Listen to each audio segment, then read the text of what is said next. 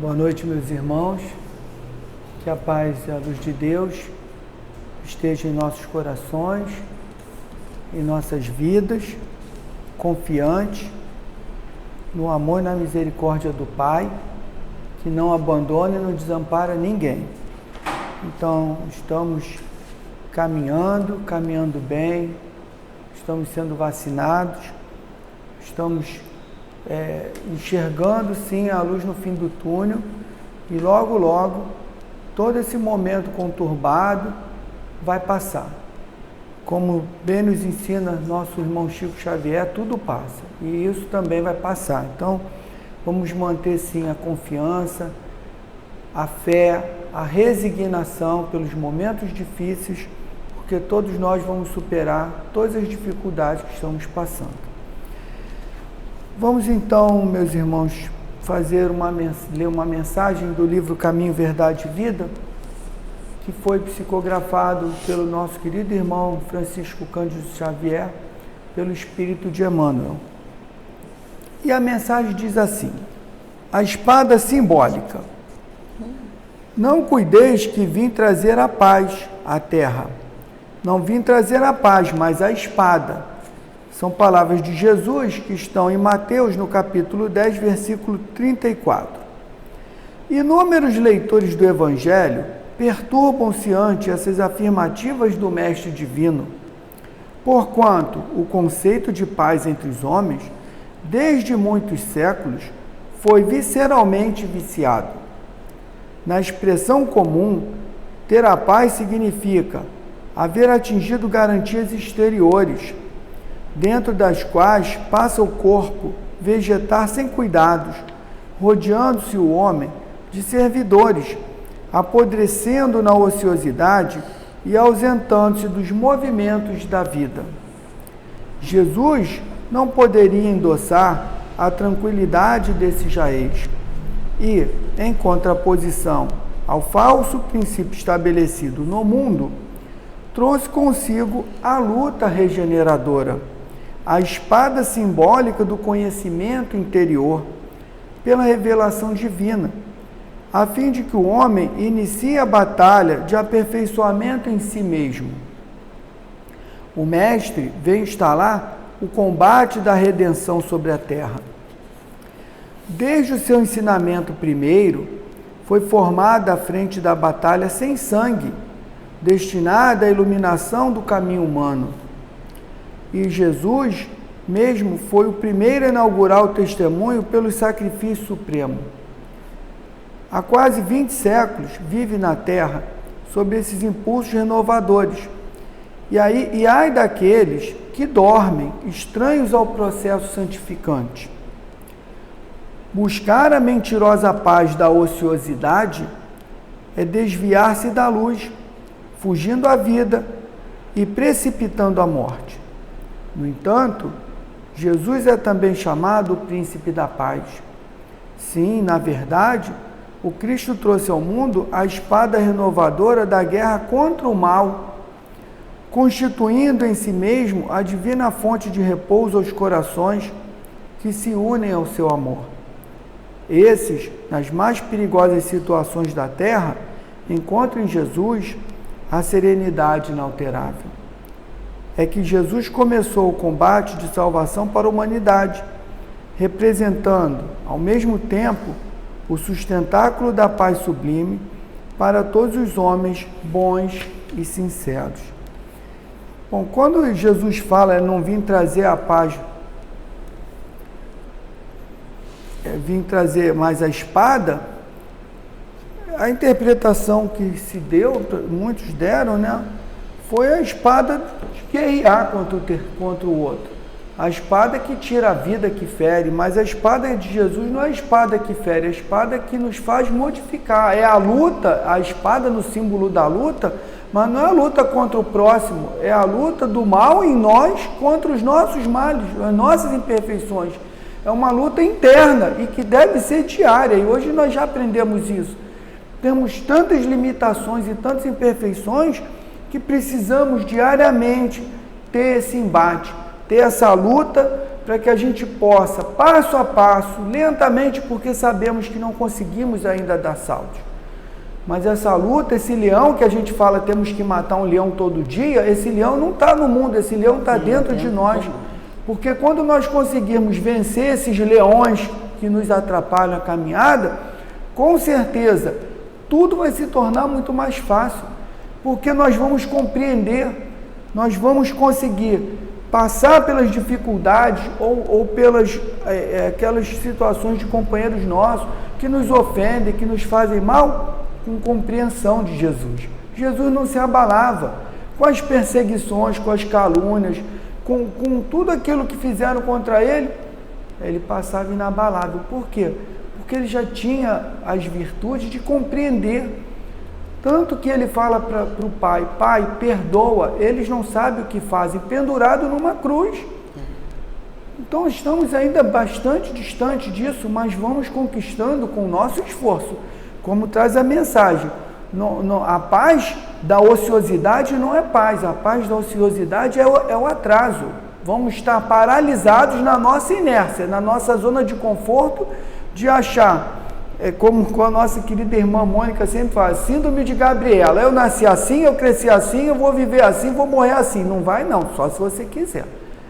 Porque nós temos inúmeras oportunidades de nos tornarmos pessoas e espíritos melhores, erguendo a espada para dentro de nós, para enxergarmos e lutarmos contra as nossas imperfeições. E passo a passo as oportunidades vão surgindo e com certeza, se nós fizermos ainda que minimamente o nosso esforço diário, vamos olhar para trás quando retornarmos à pátria espiritual e vamos falar assim, olha, faltou bastante coisa, mas avancei bastante dentro das minhas limitações. Então é isso que a gente tem que buscar diariamente. Bom, meus irmãos, vamos agora elevar o nosso pensamento a Deus, nosso Pai, e agradecer ao Pai mais uma vez por essa oportunidade de termos vivenciado mais um dia de luta, às vezes de dificuldades, às vezes angustiados, mas Deus nos permitiu chegar ao final do dia, convivendo ou superando essas dificuldades e limitações, e vai nos oferecer um novo porvir, um novo dia amanhã, para que possamos começar o nosso dia com esperança e com fé, de que aquele dia será melhor do que o dia de hoje, com a certeza também de que Deus, nosso Pai, está sempre ao nosso lado, nos oferecendo as ferramentas que precisamos para conviver e superar as dificuldades que temos que passar para a nossa evolução enquanto espíritos eternos. Obrigado, Pai. Obrigado, Jesus, por estar conosco também nessa reunião, por estar conosco nas nossas batalhas diárias, por estar conosco governando o nosso planeta e por ter nos deixado tantos ensinamentos importantes que ainda temos muita dificuldade de vivenciar. Obrigado, Padre Germano, o nosso guia, nosso mentor da nossa casa, Centro Espírita Aprendizes do Bem, por estar conosco há tantos anos, se dedicando todo amor e todo carinho por todos nós, encarnados e desencarnados. E a nossa gratidão a essa legião de trabalhadores da espiritualidade amiga, que nós ainda não enxergamos com os olhos da carne, mas não temos a noção de quanto tem amor nesses corações, de quanta dedicação tem em cada um desses milhões e milhares de trabalhadores de Deus que nos acompanham, que nos orientam, que nos protegem, que nos dão a força para superar os momentos difíceis. Muito obrigado, meus irmãos. Que Deus abençoe vocês cada vez mais por esse amor, por essa dedicação incansável. Pedir a essa legião de trabalhadores da espiritualidade que possam amparar, que possam intuir, que possam inspirar a nossa querida irmã Ana Maria, que fará uso da palavra nessa noite, para que ela traga a cada um de nós aquela mensagem que nos fortalece, que nos esclarece, que nos traz a esperança, a confiança e a fé. E assim, Pai, agradecidos por esse momento abençoado de estar reunido na Tua casa, pedimos a permissão para dar por iniciada a reunião dessa noite. Graças a Deus, e em nome de Deus, nosso Pai, está iniciada a nossa reunião e a nossa querida irmã Ana Maria vai nos trazer o estudo da noite.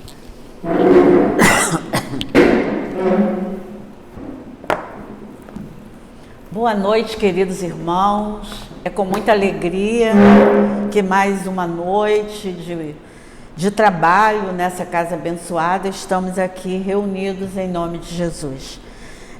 Nós vamos fazer uma reflexão em torno da parábola dos talentos. Ela está inserida no capítulo 16 do Evangelho segundo o Espiritismo, no seu item 6. Esse capítulo tem por título Não se pode servir a Deus e a Mamon. E nesse capítulo, Jesus vai exatamente traçar as decisões que o homem deve tomar em relação à escolha de a quem seguir.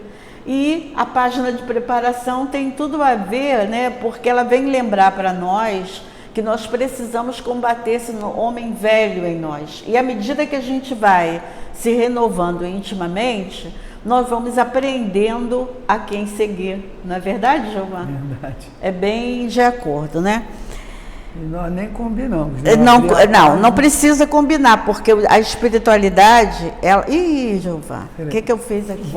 A setinha para baixo. Não, aqui, olha como é que ficou. Não tem problema não. O que eu fiz, meu Deus? Ah, tá embaixo, né? Aí. Bem.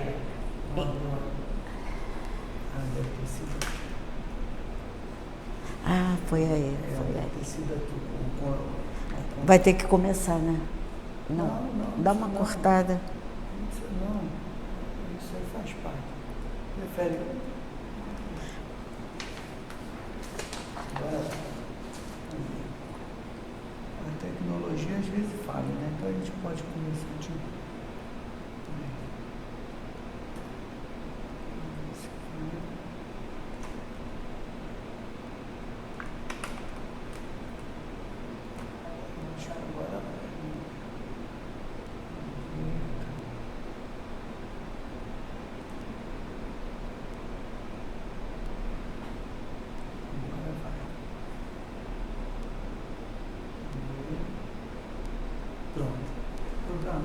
isso acontece, né?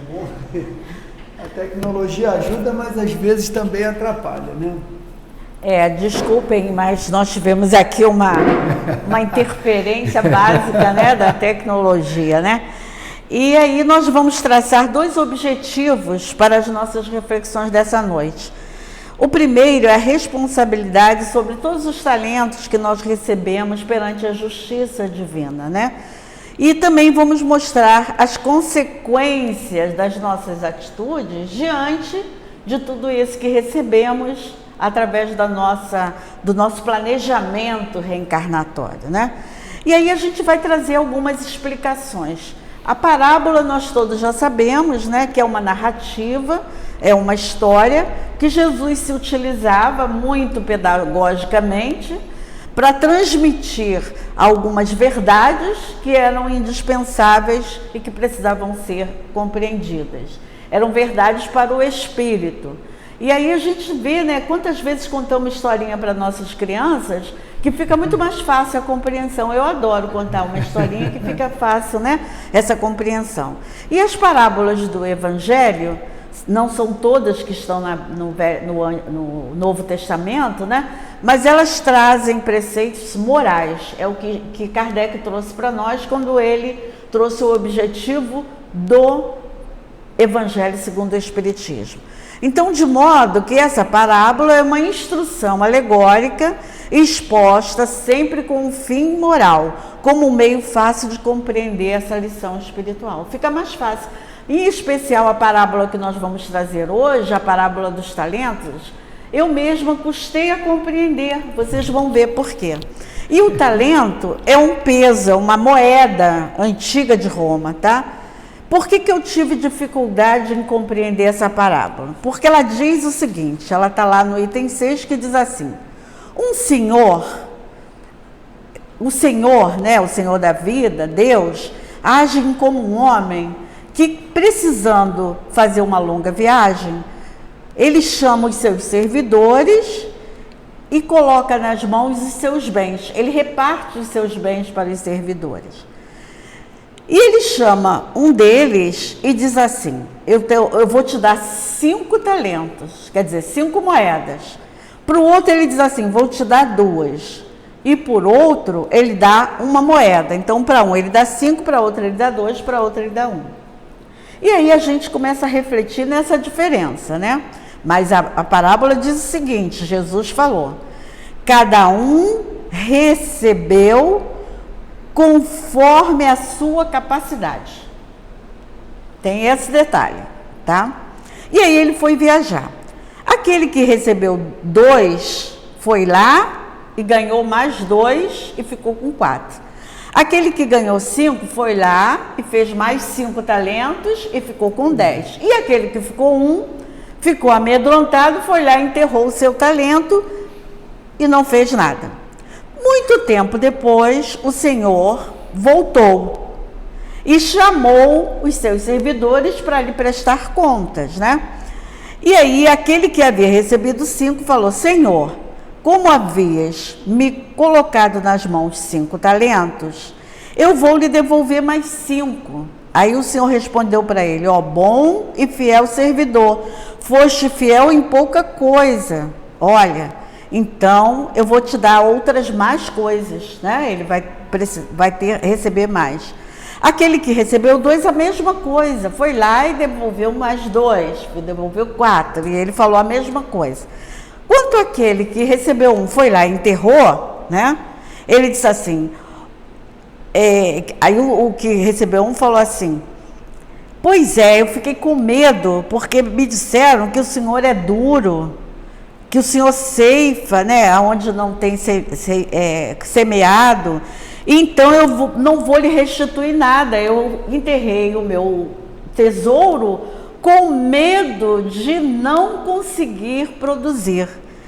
E aí, o Senhor respondeu para ele: servidor mau e preguiçoso, se você sabia que eu colho que nada empreguei, devias colocar o meu dinheiro nas mãos dos banqueiros, a fim de que quando eu retornasse, você me desse os juros, né?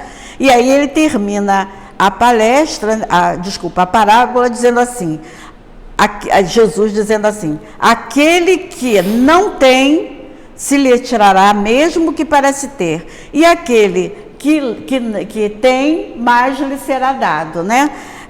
Quanto mais tem, mais será dado. E aquele que não tem, haverá prantos e ranger de dentes. Por que eu tive dificuldade de compreender essa parábola, e muitos companheiros têm essa dificuldade? Porque eu fiquei pensando, aquele que estava com um bem que não era dele e guardou e devolveu o mesmo bem, devia ser exaltado, né? Os outros não, se utilizou do bem do outro.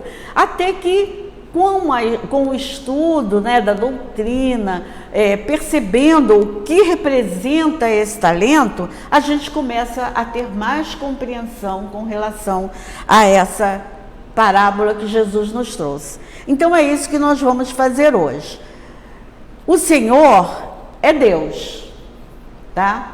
A gente tem que entender desse jeito. É Deus, e os servos somos nós e a humanidade. Os talentos, o que vão simbolizar?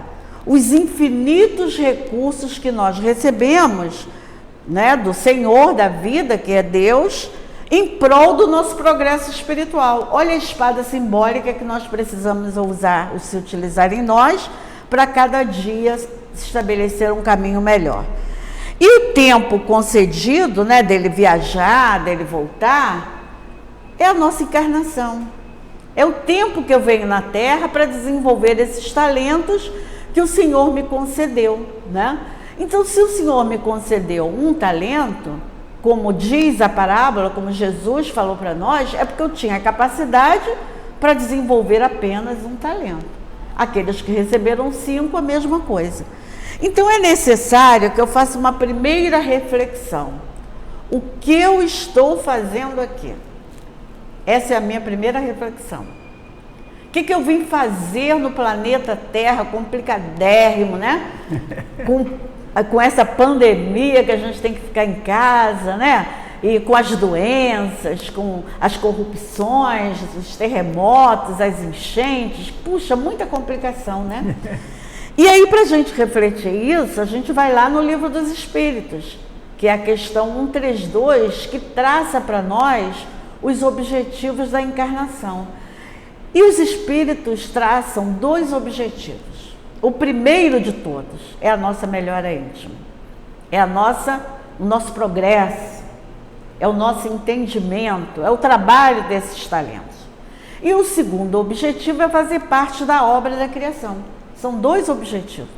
Então, quando eu tenho essa compreensão, que eu não estou aqui por acaso, né? Que eu tenho que compreender que eu nasci na família certa, no país certo, no momento certo, para desenvolver tudo aquilo que eu tenho em mim e me tornar um espírito melhor. Então, a necessidade dessa compreensão, por que estou no planeta e o que eu devo fazer com todos esses talentos. Sabendo disso, né, eu vou compreender que nesta parábola, o Senhor Jesus me convida a lidar com as minhas possibilidades de 2 formas.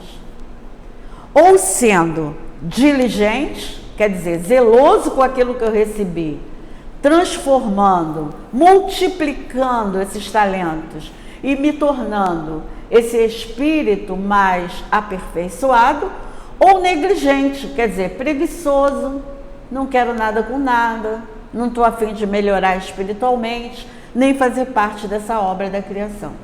Então, o Senhor Jesus, a nos contar essa parábola, ele nos deixa assim livres para a gente lidar com essas diferentes possibilidades que são colocadas à nossa frente. A gente costuma dizer assim, ó, nós progredimos de 2 formas, através do amor e através da dor. Só tem essas 2 formas. Se eu não vou através do amor, eu tenho que ser cutucada para poder sair do lugar, não é? O Livro dos Espíritos tem uma questão que fala isso para a gente. Aqueles que são contra o progresso, atrapalhando esse andamento, como é que fica? Eles serão levados de roldão, quer dizer, eu tenho que ir, eu não tenho que ficar parado. Então, o Senhor Jesus nos faz refletir sobre esses nossos comportamentos diante da vida, né? Então, a divisão dos talentos de formas desiguais, ela não é arbitrária, nem injusta, de forma alguma. Quando Jesus trouxe que eu, a princípio, não compreendi essa forma de divisão, ele não veio dizer que nós somos merecedores de mais ou de menos, porque de uma forma assim muito arbitrária, não é por isso. Essas diferenças têm uma razão de ser. Quem recebeu 5 talentos, tipo Chico Xavier, né? São espíritos já experimentados, né? Mais vividos e que reencarnam em missões de repercussões sociais. Chico, Divaldo, ele trabalha para uma comunidade maior, até a humanidade, né? Porque a gente vê quanto Chico é conhecido no mundo. Eu me lembro que a gente, quando viaja, a gente pergunta por Kardec, quase ninguém conhece, mas vai perguntar pelo Chico, todo mundo conhece. Né? Um espírito que veio e tem essa repercussão. Então, quem recebeu 5 estava podendo desenvolver os 5 talentos. Quem recebeu 2 são aqueles destinados a tarefas mais restritas, até a âmbito familiar mesmo. Né? A gente conhece pessoas que são assim o braço direito da família, né? Que resolve os problemas da família, que estão sempre atentos, que esquecem até de si mesmos, né? Para poder atender aquele grupo familiar, que é um grupo mais restrito. E quem recebeu um, que é a maioria, tem a responsabilidade de promover o seu próprio progresso. Ele não tem como atender o outro, ele ainda precisa se aperfeiçoar, não é? Então, olha como é que a distribuição, ela é sensata, né? Ela é organizada, para que a gente dê conta de tudo isso que nós vamos fazer nesse planeta, né? E aí, na ausência do Senhor, quer dizer, quando a gente se distancia das questões espirituais, a gente faz o que a gente quer, porque nós temos o livre-arbítrio. Então, a gente vai fazer aquilo que a gente quer de acordo com o quê? Com o nosso entendimento da vida. Se eu estou vivendo, por que essa parábola está exatamente, não se pode servir a Deus e a Mamon, né? Onde Jesus vai traçar quem a gente vai seguir. Se eu não estou aí nem para nada, né? Eu vou pegar o meu talento e vou lá e vou esconder e não vou trabalhar. Como fez o companheiro que recebeu um talento, não se desenvolveu, não se aperfeiçoou. Já aqueles que negociam, que multiplicam, são aqueles que estão preocupados com todo o bem que ele tem e quer fazer parte da obra da criação, como nos diz o Livro dos Espíritos, na questão 132. Ele quer multiplicar esses bens. Ele quer, como nós estamos fazendo, passar para os nossos companheiros aquilo que aprendeu, porque nós aqui não somos professores do Espiritismo. Nós apenas compreendemos antes de outras pessoas, estamos repassando aquela nossa compreensão. Então é isso que a parábola vem nos alertar. E a parábola diz assim: muito será pedido a quem muito foi dado. Claro, se aquele companheiro que recebeu 5 talentos, ele recebeu muito. O que ele fez com esse muito? Ele precisa, pelo menos, devolver os 5 talentos. Né? Ele precisa dar conta. O Chico foi, assim, exemplar, que a gente pode colocar como esse exemplo maravilhoso. Ele nos trouxe mais de 400 livros, uma obra complementar aí que até hoje a gente estuda, né? Aquele que recebeu 2, claro, o Senhor vai dizer: o que você fez com tudo isso que você recebeu para desenvolver dentro desse grupo menor? E aquele que recebeu 1, com certeza é a mesma exigência. Vai ser a exigência de apenas 1. Pouquinho, né? Um só, vai lá e diz assim: ó, tô melhor. Tirei o pé do chão e comecei a subir o degrau do meu aperfeiçoamento.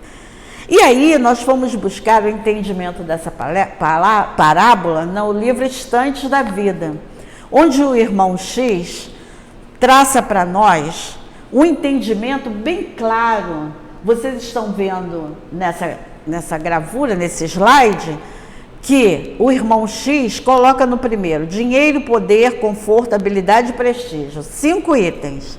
Devolvendo: trabalho, progresso, amizade, esperança, gratidão. No segundo item: inteligência, autoridade. Devolvendo: cultura e experiência. E no último: conhecimento espírita intacto. Que foi o que ganhou 1, né? E ele conta então esse estudo. Ele diz assim: alguém chegou para Jesus, né? Ele conta a história e diz assim para Jesus: gostaríamos de compreender a parábola dos talentos, né? Contada pelo Senhor. E aí vem a explicação de um dos companheiros que estava presente ali na reunião. O Senhor da Terra partiu, né? E distribuiu seus talentos. Ao primeiro, ele deu dinheiro, poder, conforto, habilidade e prestígio. Ao segundo, inteligência e autoridade, como está ali no nosso quadro, né? E aí, partiu. O primeiro, quando o Senhor voltou, que recebeu dinheiro, poder, conforto, tudo isso, disse para o Senhor assim: Senhor, cometi muitos disparates, não consegui realizar toda a sua vontade, mas me esforcei com os 5 talentos que o Senhor puseste na minha mão E comecei a cultivar, pelo menos com pequenos resultados. E outros 5 talentos eu consegui através do progresso, através da amizade, através da esperança e através da gratidão, com alguns companheiros que ficaram no mundo. Perdoa-me, poderia ter feito mais. Quer dizer, dentro das suas possibilidades, ele conseguiu devolver pelo menos os 5 talentos.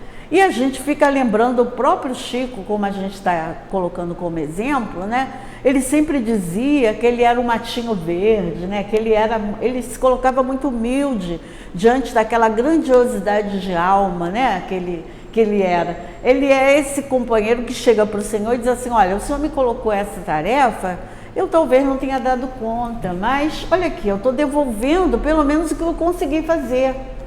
Para o segundo, ele diz assim, ele fala assim, aí o Senhor responde: servo bom e fiel, não erraste por intenção, tentaste fazer alguma coisa, volta ao campo terrestre e reinicia a obra interrompida. Porque nós temos que voltar, mesmo quem recebeu 5 talentos. E o segundo, então, chegou para o Senhor da vida e diz assim: o Senhor me desculpe a minha incapacidade. O Senhor me ofereceu cultura e experiência. E eu estou devolvendo, desculpa, o Senhor hoje não estou... O Senhor me deu inteligência e autoridade. E eu estou devolvendo para o Senhor cultura e experiência. Foi o que eu consegui desenvolver em muitos irmãos que estavam comigo no plano terrestre, né? E aí o benfeitor falou para ele: servo bom e fiel, volta ao campo terrestre e reinicia a obra interrompida. Por quê? Porque você começou a amparar as suas afeições e vai continuar nessa tarefa. E o último chegou para ele e disse assim: olha, eu lhe devolvo o conhecimento espírita. Eu não sabia o que eu ia fazer com isso, então eu não quero isso para mim, tá? O conhecimento espírita é muito complicado. Muitas pessoas não compreendem. Eu vi inveja, ciúmes. Ninguém me compreendia quando eu falava do Evangelho. Não tem gente assim que fala: não vou falar mais não, as pessoas não seguem o que eu falo, né? E aí, o Senhor virou para ele e falou: você é um servo infiel, por quê? Porque você foi negligente com a tarefa que lhe foi confiada. Recomece o trabalho e vai desenvolver novamente, voltando à carne, à luz da verdade, através do Consolador prometido. E aí a gente fica refletindo no que o irmão X trouxe para nós, né? A gente fica pensando, nós temos uma responsabilidade incrível, porque a nossa tarefa, ela não é assim, vamos dizer, pesada, mas ela é grandiosa, não é? É uma tarefa que nós podemos dar conta, que é o nosso conhecimento e a divulgação de tudo aquilo que nós trazemos, seja na família, seja no grupo a que a gente pertence, não é? De maneira a que a gente multiplique, não importa como o outro vai receber esse conhecimento. Então o irmão X veio nos chamar a atenção exatamente para essa parábola dos talentos, principalmente com a relação a um talento que nós recebemos. Porque eu não tenho dúvida de que eu recebi um talento. Eu não tenho dúvida, né? Então esse talento, ele precisa ser desenterrado e multiplicado, porque com certeza já enterramos muito as possibilidades de transformação íntima que recebemos em outras encarnações. Então essa reflexão é importante.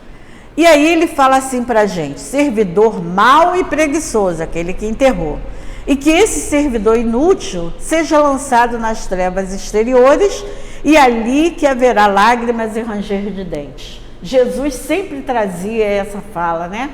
E aí a gente tem que entender isso como a reencarnação, né? Porque a qualquer um que tiver dado, esse terá em abundância. Mas aquele que não tiver, até o que tem, ele será tirado. Muitas pessoas também não compreendem essa passagem. Por que vai ser tirado? Não é Deus que vai tirar nada de ninguém. É a própria criatura que não tem nenhum empenho em trabalho, não se preocupa com nada. Então, muitas vezes, nós enterramos o nosso talento e não fazemos bom uso daqueles bens que foram ofertados por Deus, né? Então, quando nós não utilizamos esse recurso, né? Todos os recursos que nós temos, nós andamos, nós falamos, somos inteligentes, com certeza nós somos negligentes diante de toda essa oferta divina e aquilo vai ser tirado. Não tenhamos dúvida disso. É desse ponto que a gente precisa compreender. E aí a gente vai analisar o servo negligente, aquele que enterrou o seu talento, aquele que não fez nada para progredir. E ele quis o quê? Se afastar das consequências, né? Ah, não, vou ter consequência ruim, então não vou nem tentar. Por quê? Porque ele não acreditava que era capaz de fazer alguma coisa. Deixou de lado essa oportunidade de crescimento. Então a gente fica pensando, puxa vida, não vou me arriscar. Não tem às vezes situação assim? Não vou me arriscar. Não vou para o centro porque é muita responsabilidade, depois eu tenho que ir toda semana. Não, é melhor, eu não vou dar conta, né? É mais ou menos isso. Não vou assumir responsabilidade nenhuma. Não é verdade? Aí enterrou o talento, né? Enterra o talento, é. E aí o livro Parábolas Terapêuticas do Alírio, né? Ele diz que esse comportamento é um movimento que a gente tem de afastamento. Enterra o talento. Tem muita gente assim, né, Giovana? Como tem? Não vou. Então ele diz pra gente que a pessoa que tem uma necessidade, mas ela não pensa no resultado, não. Ela pensa no trabalho que vai ter para obter esse resultado. Não, eu queria isso, mas vai me dar tanto trabalho, né? Então é preferível eu pegar aquela minha oportunidade e deixar de lado. Enterra o talento, né?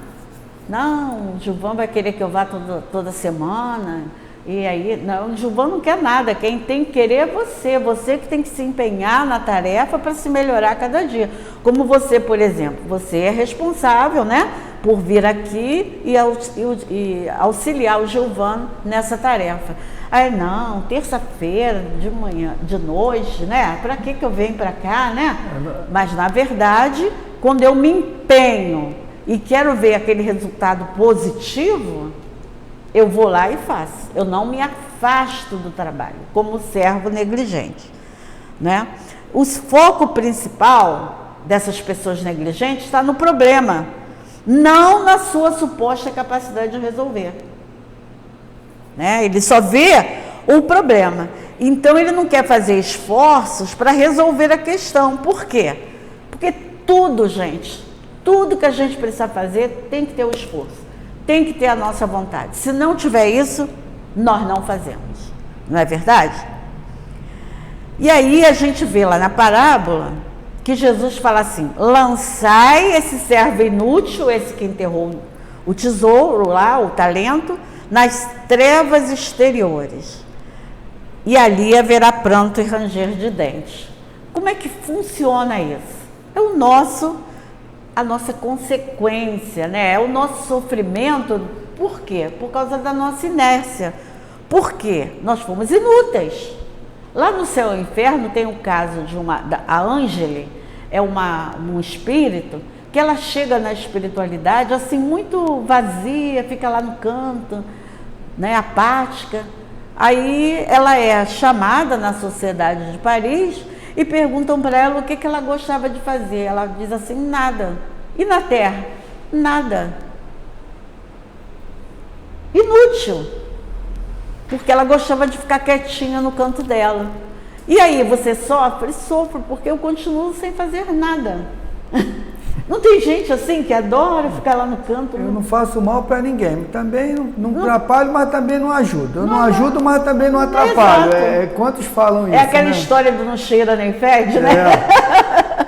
Então, esse espírito, ele depois vem falar dessa dificuldade em ser inútil, exatamente como esse companheiro vem nos dizer. E o Livro dos Espíritos, na questão 642, Kardec pergunta assim: para agradar a Deus e assegurar uma posição futura, bastará que o homem não pratique o mal? Isso que o Gilvan falou, né? E os Espíritos são claros: não. Aquele que é inútil, que fica ali sem praticar o mal, ele não fez o bem. E os Espíritos dizem: ele precisa fazer o bem no limite das suas forças, pois cada um responderá por todo o mal que tiver ocorrido por causa do bem que deixou de fazer. Olha que resposta, né? O Livro dos Espíritos traz todas as orientações para nós, né? Então a gente tem que lembrar para que a gente está aqui, né?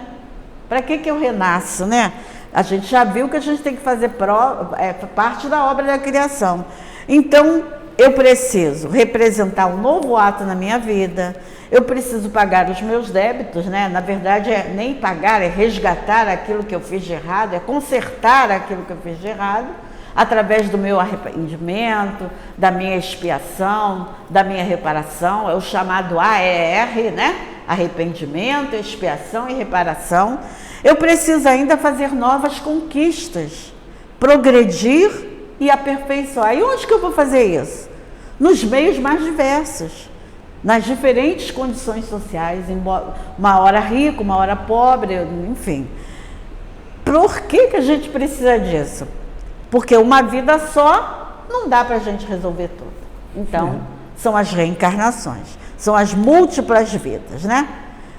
E aí, a gente lembra lá do Livro dos Espíritos, na questão 258, quando Kardec pergunta, né, se Deus impõe a encarnação, ele impõe os talentos. Não. Nós mesmos escolhemos, nós planejamos. Então, esses talentos são dados da época em que nós fazemos o nosso planejamento por empréstimo. Não é nada nosso, nem o corpo é nosso, nem o nosso corpo. Então, nós recebemos por empréstimos e precisamos devolver esse empréstimo, que empréstimo eu não posso ficar para mim, né? Eu não tenho que, tudo que é emprestado eu tenho que devolver. Então, eu devolvo. E aí, na questão A, Kardec continua a questão. Mas não é Deus que vai impor essas tribulações como castigo? Que tem muita gente que pensa isso, hein? Né? Recebi o castigo. Não. Nada ocorre sem a permissão de Deus. Deus estabeleceu todas as leis que regem o universo. Dá ao espírito a liberdade de escolher e a responsabilidade das consequências da sua escolha.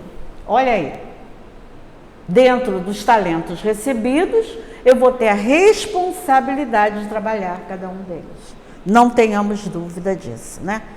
É preciso que eu compreenda que na hora que eu fiz o meu planejamento lá no Instituto da Reencarnação, tudo aquilo que eu recebi, eu preciso prestar contas.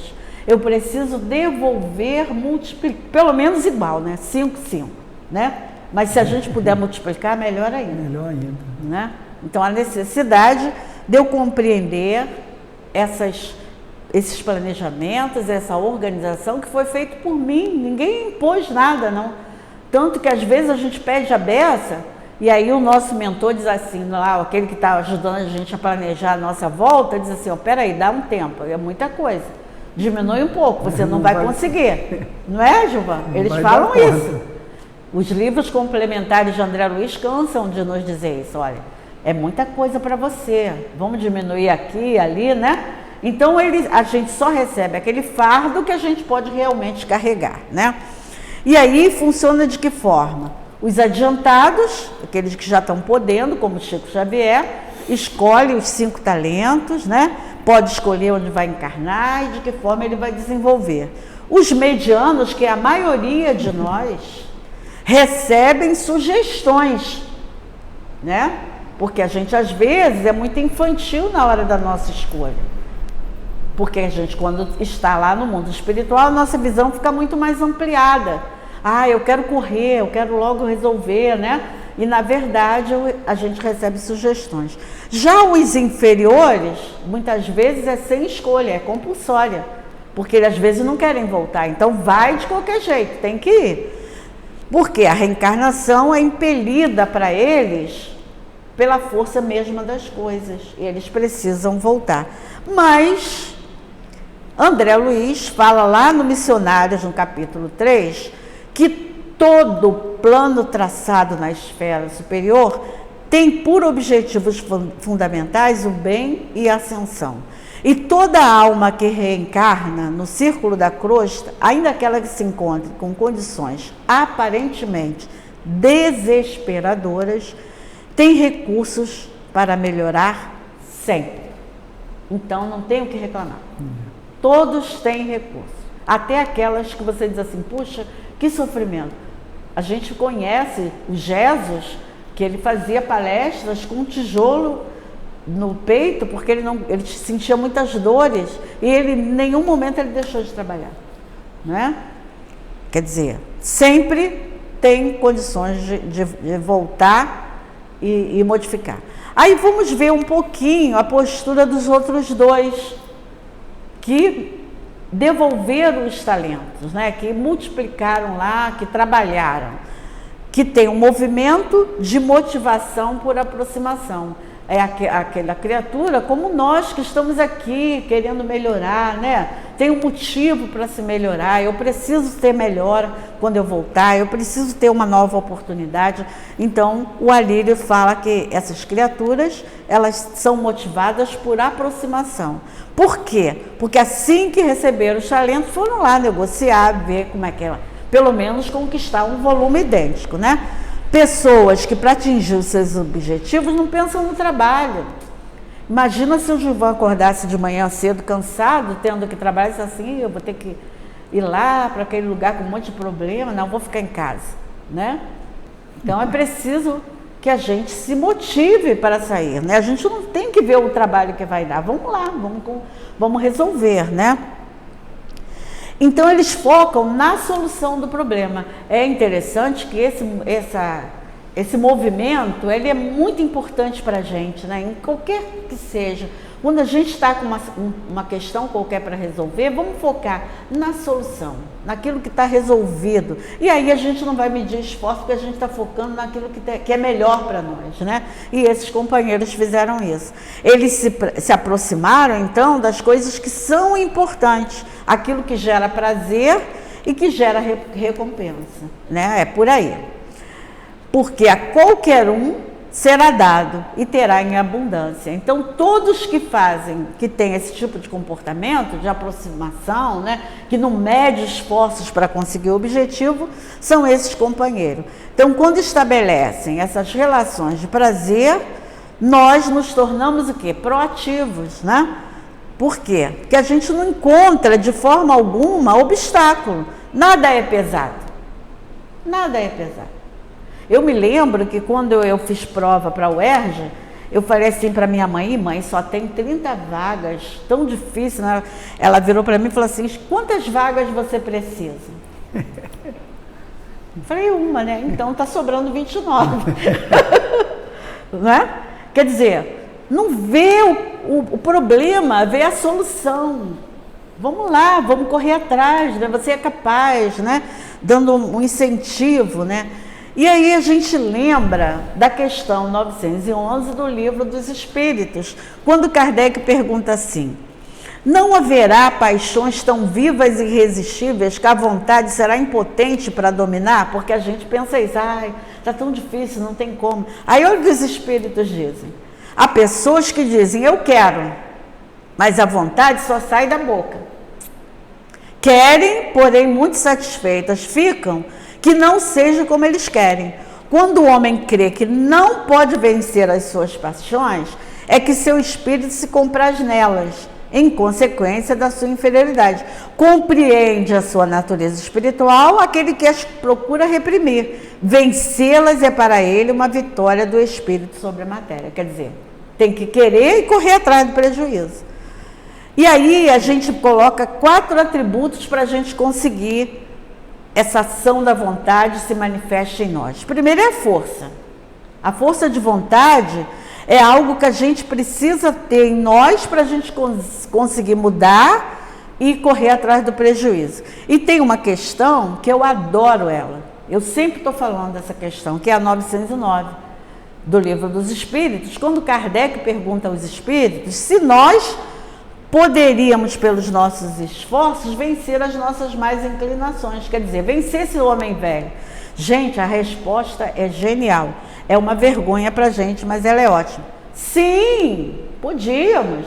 E frequentemente fazendo esforços insignificantes, muito insignificantes. Olha, o que falta é a vontade. E eles continuam, quão poucos têm essa vontade. Então, é assim, um puxão de orelha para nós, né? O segundo ponto é a competência. Tenho a vontade. Mas será que essa força de vontade vai bastar? Não. Porque é preciso que a pessoa tenha competência para mudar. Às vezes a criatura vem com maior vontade para trabalhar dentro da casa espírita. Mas será que ela vai mais atrapalhar do que ajudar? Ela pode ser colocada naquela tarefa que ela tem competência para dar conta. É isso que a gente está falando. A gente não está querendo isolar a criatura, mas cada um vai ter que ser enquadrado dentro daquilo que lhe compete, dentro daquilo que ele tem condições de resolver, né? Então, para vencer a inércia dessa acomodação, muitas vezes nós precisamos de uma força inicial grande, mas depois de iniciado esse movimento, a força exigida deve ser cada vez menor, poupando essa energia, né?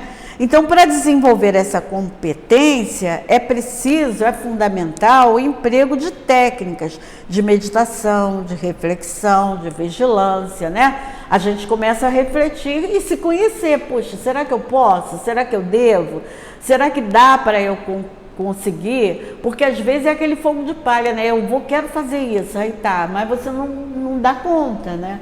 Então, essa reflexão, ela é individual, né? E aí a gente lembra dessa resignação dinâmica, né? Sempre tendo uma atitude corajosa de enfrentar e remover essa causa dentro de nós. O que eu preciso remover em mim para ter essa competência para fazer aquela atividade, né? A terceira coisa é o auto-amor. Eu preciso gostar de mim para poder amar o outro, eu tenho que me amar primeiro, não tenha dúvida, né? Então, proporciona ao indivíduo a condição melhor de escolher melhor para si. Você está compenetrado de que aquela situação não vai te trazer transtorno. É necessário que seja dessa forma. É o exercício da melhor escolha, né? Então, esse auto-amor, ele vai se reforçando em nós, né? Isso não é egoísmo. Joana de Ângeles fala para nós, no livro Amor Imbatível ao Amor, que eu não posso amar a Deus nem ao meu próximo se eu antes não me amar, se eu antes não me conhecer, não é?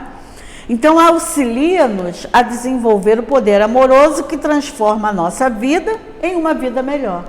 Eu só vou ajudar o outro se eu conseguir me ajudar, né? E aí eu vou ter a condição para isso. E ela continua, Joana, dizendo que a verdadeira iluminação promove o homem que, superando as contingências, limites da instância carnal, anula todas as causas de sofrimento. Já não necessita da dor para alcançar a meta. Por quê? Porque o amor lhe constitui a única razão de existir, em sintonia com o pensamento divino que o atrai cada vez com mais vigor para a sua meta final. Então, a Joana vem nos convidar a esse auto-amor, esse conhecimento íntimo, para que a gente se aproxima do poder de Deus. E o último é a busca da felicidade. Quem não quer isso, né? Quem não quer?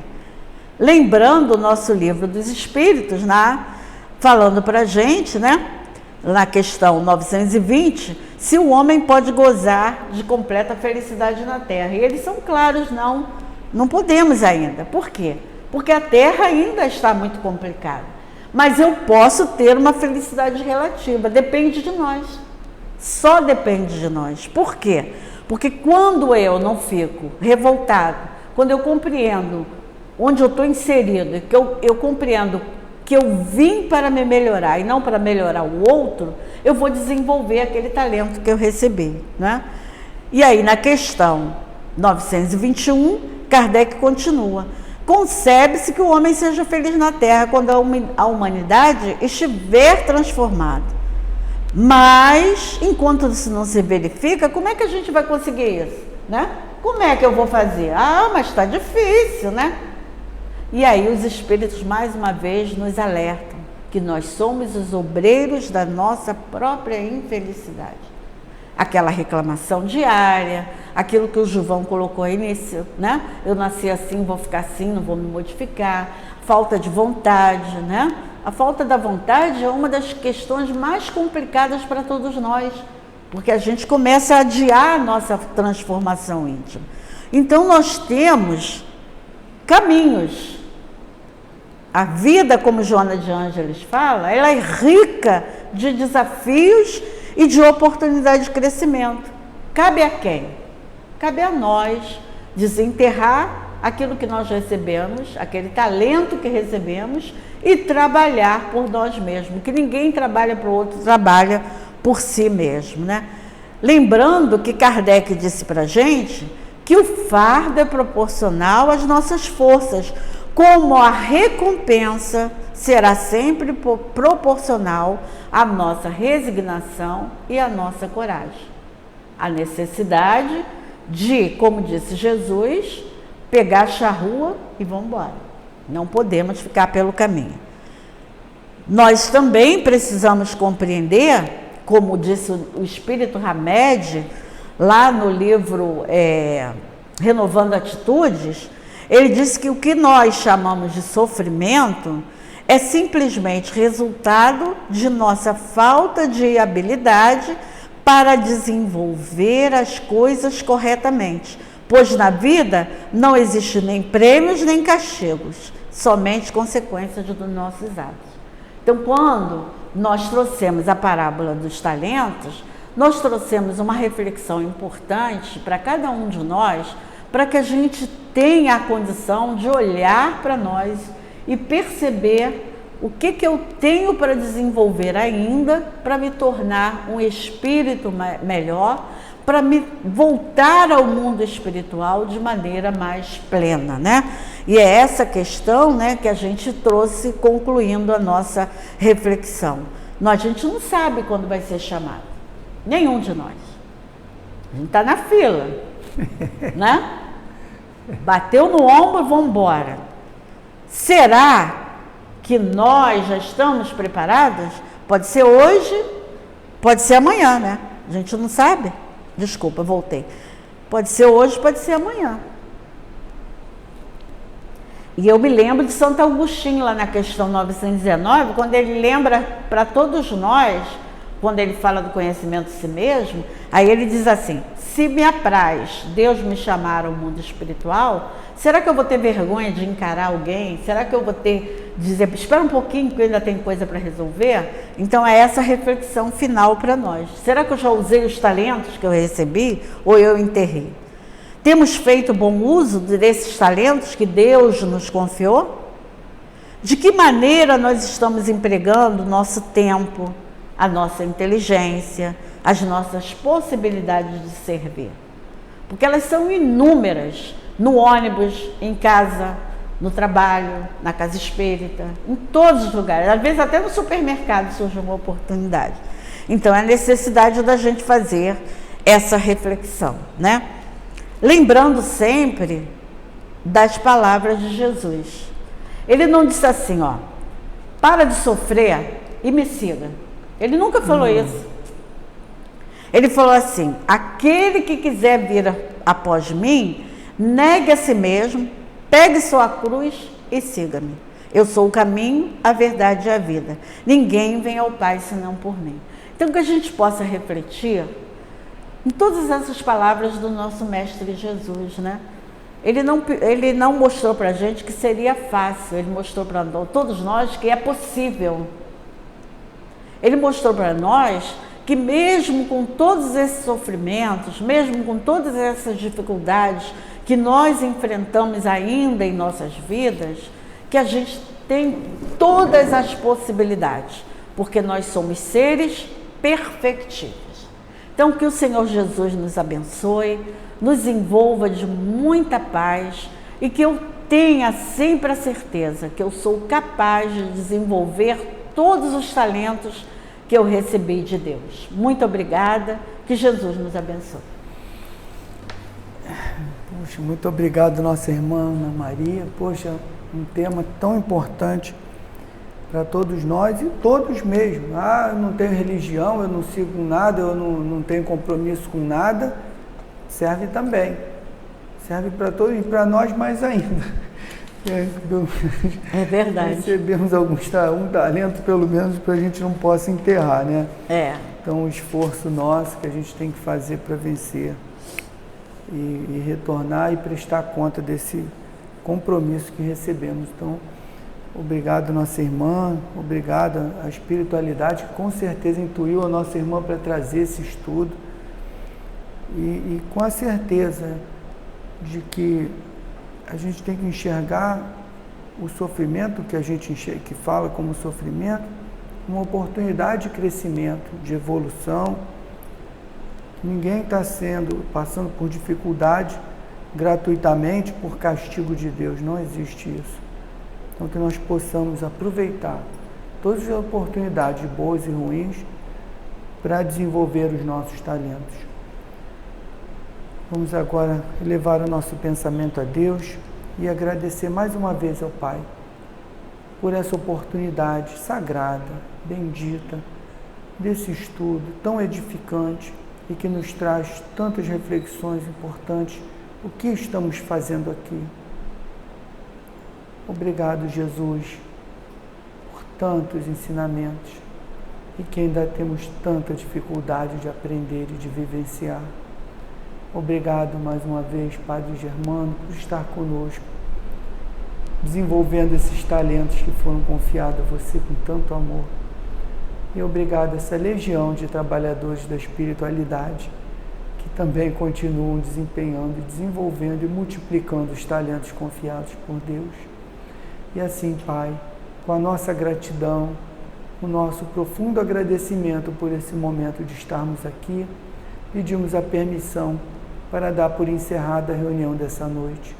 Graças a Deus, em nome de Deus nosso Pai, está encerrada a nossa reunião. Graças a Deus.